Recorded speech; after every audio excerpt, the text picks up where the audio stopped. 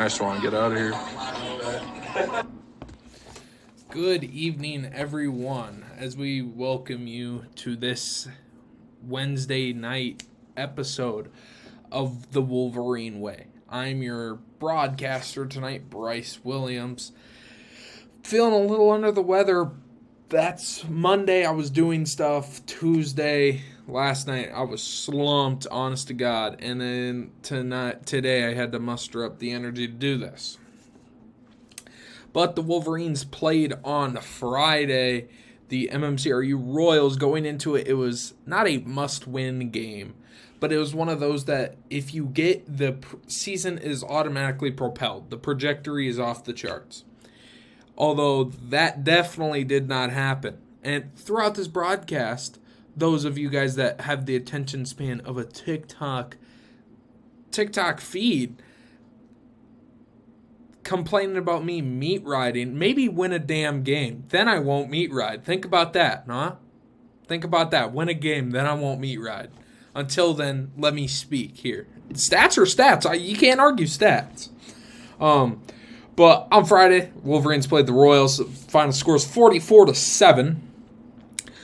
Wolverines could not control the ball very well. You could look at it that way, or you could look at it, the Royals had a very good defense. They forced 6 turnovers, 4 of them being fumbles and 2 being interceptions. The fumbles were picked up by Harpinaugh, Glassmaker, Peterson, and Mason Hill, and then getting the 2 interceptions for the Royals is Jace Calling and Blake Berinsky.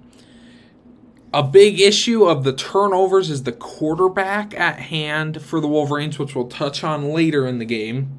But the fumbles, the Wolverines just could not control the ball very well.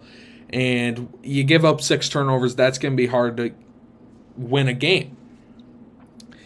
The Royals did a phenomenal job at limiting the Wolverines' offense. Wolverines are very run-heavy. They in the past, they've been very run-heavy. This year, they've been very pass-heavy with Breedeman at the helm. And now, today, or on Friday, technically, you only get 37 yards of total offense. I mean, not even the Chiefs could win a game with 37 yards of offense.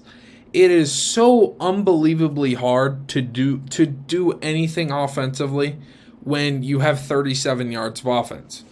Now, with that, this is not slander. That's just football. You know what I mean?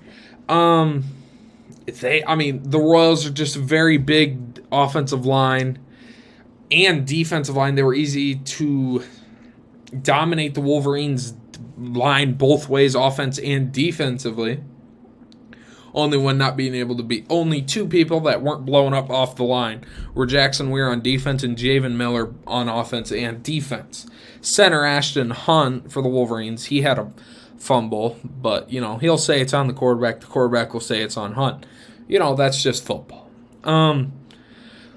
Royals forced 4 sacks on Riedemann and Krieber. Now you're wondering, why did 2 quarterbacks come in? I'll touch on that later. They blew up this Wolverines backfield. They got 10 TFLs. Technically, it's 9.5, but it doesn't work like that. You don't get half a TFL. You can get half a sack, but you don't get half a TFL. I don't know who created that statistic in high school, but it doesn't work that way. You either get you can get a sack and not get a TFL, believe it or not. If a sack happens at the line of scrimmage, you don't get a TFL. But you don't ever get a half a TFL. I don't know. You can get 1 TFL and half a sack, but you don't get half a sack and half a TFL. It don't work like that. The Royals knew that if they could beat this Wolverines front line, that they were going to have a pretty good chance of winning this game. And boy, did they win. It was almost defensive supremacy out there. I mean, you held the Wolverines offense 37 yards, 4 sacks, 10 TFLs, and 6 turnovers. I mean, I don't even need to hear the offensive side of things to know that they won that ball game. Like I said, beautiful performance defensively. It was one of those games that it didn't matter what the Wolverines offense did. The Royals seemingly had the playbook. Maybe they were mic'd up. Shout out Patriots. I don't know. But Brayson Mulder, running back for the Royals. He had a game, young fella. 19 yards, 19 carries, 195 yards. I'm already thinking, holy, this kid had a day. And now you tell me that and add on 3 touchdowns. I mean, that's a phenomenal game. I'm reading off a script this episode, so that way it's not all janky like last week. But the pass game was very consistent. Harpanaugh, he had 114 yards on 63% completion percentage. Tack on 2 touchdowns. Getting the 2 touchdowns were actually Michael Peterson and Jace Colling, which Jace Colling had an interception later in the ball game that I said it on air and I'll say it again.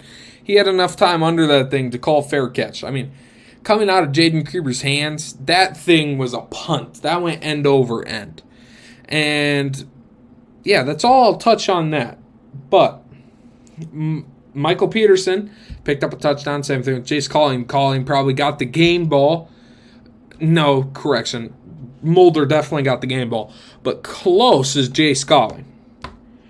Now we'll move on to the Wolverines, so I'm not meat riding anymore. They also forced 4 turnovers. 2 fumbles, 2 interceptions, although the stat sheet will say 1 pick, 1 fumble. I know damn well Carter Halverson got a pick, and they only gave one to Derek Paulson. Then picking up a fumble, Jackson Weir, which there's 2 listed on the unofficial sheet, but only 1 on bound. I don't know. I'm not the stat guy. Derek Paulson, Carter Halverson, both picked up the picks, like I said. Jackson Weir got the fumble. Don't know who got the other one. I'll just say we'll just say 2 for Weir, just because it's all I'm given. Weir, unable to move him at the line. He's a very good nose tackle, very big. He's the epitome of a nose tackle. Let's just say that. The tough thing for this Wolverines defense is that you can look at it and go, we forced 4 turnovers. I mean, the Wolverines, I'd be willing to bet that they're almost undefeated ever in games that they've got 4 turnovers in a game. And typically, if you lose a game that you create 4 turnovers, it's typically going to be a close game. If you were to show me these stats defensively for the Wolverines, I would went they either won or they lost in overtime. Not a 44-7 loss. I mean, that's just unheard of with those type of stats. But the thing that the defense has to worry about is we gave you guys a short field about 50% of the time, and you guys couldn't pick up 4 first downs over the game. Like, 37 yards of offense. There was 38 carries, 25 yards. That's 0.7 a carry. And then there was only 12 passing yards from Krieber and Riedemann. Now, with that, you're wondering 44-7 with only 36 or 37 passing yards. How did they score? Well, I'll show you how they scored. Very beautiful kick return from Brody Van Beek. I mean, you see here on the kick, Mulder boots one away, and honestly, it looks here that Brody's going to let this get by him, or it's going to hit him, and he cuts it up right. Of course, I'll always say left on air, but cuts it up right. He gets out of that shoestring tackle, cuts it back up towards the middle of the field, gets out of another tackle, and boom, off to the races, touchdown. After that, Paulson came on. He drilled the PAT. Wolverines team is hyped. Now it's 29-7, only a 22-point game. But Van Beek, honestly, he could make a case, now that Riedemann's out for the season, that he's been the most important person on this Wolverines offense. Now, I'm saying make a case. Now with Riedemann out, it's Derek Paulson and Jordan Jennings. Maybe you could throw in there. Because, linemen, they may be the most important part of the team. There's no stats for them. That's tough. Jordan Jennings, Paulson, and Van Beek. Van Beek has 2 touchdowns already. He's 2 off from the record now. Like I said, two return touchdowns already is phenomenal. The fact that people are already saying he only needs 2 more is ridiculous. He could very well get it. I could see him getting it, but, I mean, that's a heck of a, feat to say that you already have 2 and then people are just like, oh, yeah, now he's chasing for the record. Just let the kid play. Brody Van Beek, also L in fantasy this week, bud. You lost to me. Now the Wolverines head into Alta. This is the most winnable game on the Wolverines schedule. And I've been thinking about this all week. I will be attending the game as a fan. I won't be announcing, so I'm kind of stoked about that. That'll be fun, hopefully. If the Wolverines don't win this Alta game is a must-win scenario for the Wolverines. I mean, Alta has been getting beat up all season. I mean, they lost to HMS. You know how bad you have to be to lose to HMS? Don't quote me on that here in 3 weeks if it happens, but, whatever. Or 2 weeks, sorry. So, if this is a must-win game. You win, you're now going, okay, that 4th spot in the district is now very achievable. That's our goal. We don't want, and the only other contender for the 4th spot really is HMS. And, let's just say the Wolverines win this game. They go into next week. HMS loses probably against Kingsley Pearson. Now, it's HMS versus South O'Brien. And HMS is currently 2-2, projected to be 2-3, going off of the scenario we're in. And the Wolverines come in 1-3. I guarantee you the winner of next week's game between HMS and the Wolverines gets that 4th spot. If it's the Wolverines, they go from 0-4 to, probably 3-4 because you have Alta. That's a good chance to be a win. HMS, that's a good chance. Galen, that's kind of a film game. You go in knowing you're going to get your butt stomped, and then you revise from there. Go into Akron for a chance at the playoffs. Now, what they will do in the playoffs, we'll probably get West Hancock like always, or ICAM Manning. Probably some game that, we very well shouldn't be playing, but, they hate South O'Brien, so they're going to slot them in there.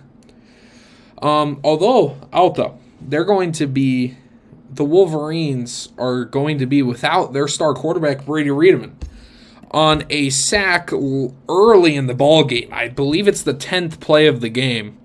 Riedemann steps back, has his 4-step drop back, and he gets killed going to the ground, as you see there.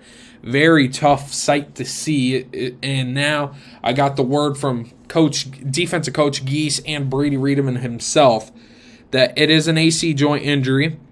It will require surgery, and he's most likely out for the season. He could come back for that final game in Akron Westfield, but I wouldn't expect him to come back if the Wolverines are not in a spot to play for the playoffs. Now, if they are, I would not cast a doubt that if he can play, he will play. Brady Riedemann's a trooper like that. If you lose in Alta, I honestly, it sucks to say this as a senior, but you already see Coach Furman. Coach Furman in the MMCRU game, he took the seniors out with 8 minutes left. There were worse losses last year with that Josh Grenade, Mitchell Anger team that he did not even take them out, losing by 30 in the final 4 minutes, much less losing by, I think it would have been 29 at the point with 8 minutes in the ballgame. I mean, if I'm the coach, 8 minutes is just too long to put the backups in for seniors in their second season. Or in their last season, of course. You just got to let the seniors play. And it's a respect type thing. Furman's playing for respect. The respect is out the window when they put the backups in with 8 minutes left. Respect means nothing there. That is pure disrespect. And the Wolverines should have kept their offense out there to just prove to them, say, screw you guys. We're playing Wolverine football. We'll kick you when you substitute someone in. And we're just going to show you that we know ball. But they didn't. They put in their backups to go, oh, we'll match you for whatever reason. Like I said, if they lose, season's over. I mean, if you can't beat Alta, that means you automatically have to win out for the 4th spot. And frankly, you're not beating Galen. So it's very tough. It really is a must-game scenario. Now, next week is HMS at HMS. I'm also going to be attending that game as a fan. So hopefully we kick some HMS Hawk rear, as they'll say. But with that, I'm your broadcaster, kept it under 15 minutes for you TikTok kids, and you guys will hear me next week here on Wolverine Way. I just want to get out of here.